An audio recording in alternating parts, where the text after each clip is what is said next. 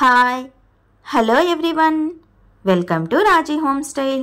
నేను మీ రాజేశ్వరి అండి.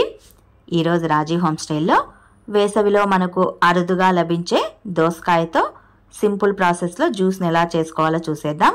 వేసవిలో శరీరాన్ని చల్లబరిచి బాడీని రియాక్టివేట్ చేసే దోసకాయతో సింపుల్ ప్రాసెస్లో జ్యూస్ అండి. యాక్చువల్లీ ఏంటంటే మేము మా కడప సైడు దీన్ని దోసకాయనే అంటామండి. మేము దోసకాయలని పిలుచుకుంటాము. కొద్దిమంది కర్బూజా అని పిలుచుకుంటూ ఉంటారు. వాడుకలో కర్బూజా ఎక్కువగా ఉంది తెలంగాణ సైడ్ అయితే కనుక. మా సైడ్ అయితే కనుక దోసకాయలు అంటామండి.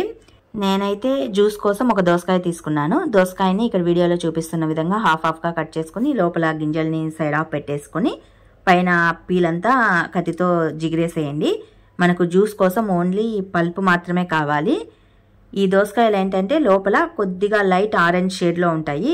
అవైతే స్వీట్ ఇంకా బాగుంటాయండి. పచ్చివి కాకుండా కాస్త మాగినవి తీసుకోండి, జ్యూస్కి చాలా మంచిది. నేనైతే ఇక్కడ మాగినవే తీసుకున్నానండి. మాగిన దోసకాయని ఇలా ముక్కలుగా కట్ చేసుకుని పైన తోలునంతా కూడా ఇలా నైఫ్తో తీసేసేయండి. మాగిన కాయకైతే తోలు అనేది ఈజీగా వచ్చేస్తుంది, పచ్చికాయకి అంత తొందరగా రాదండి. ఇలా తోలు తీసిన తర్వాత చిన్న చిన్న ముక్కలుగా కట్ చేసి పెట్టేసుకోవాలి.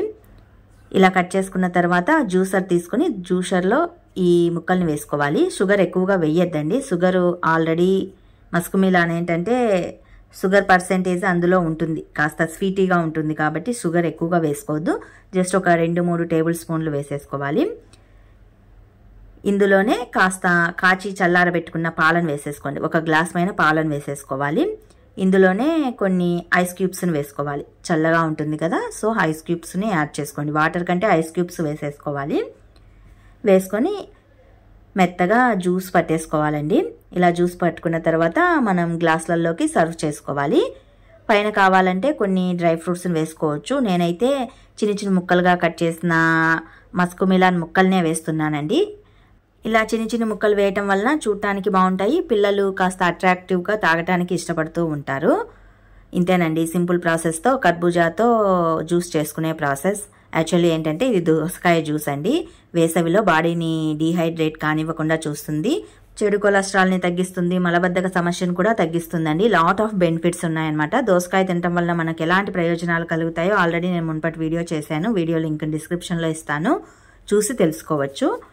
మనకు వేసవిలో చాలా హెల్త్ పరంగా చాలా మంచిదండి. రోజుకు ఒక్కసారైనా కూడా తాగొచ్చు, ఎలాంటి సైడ్ ఎఫెక్ట్స్ ఉండవు.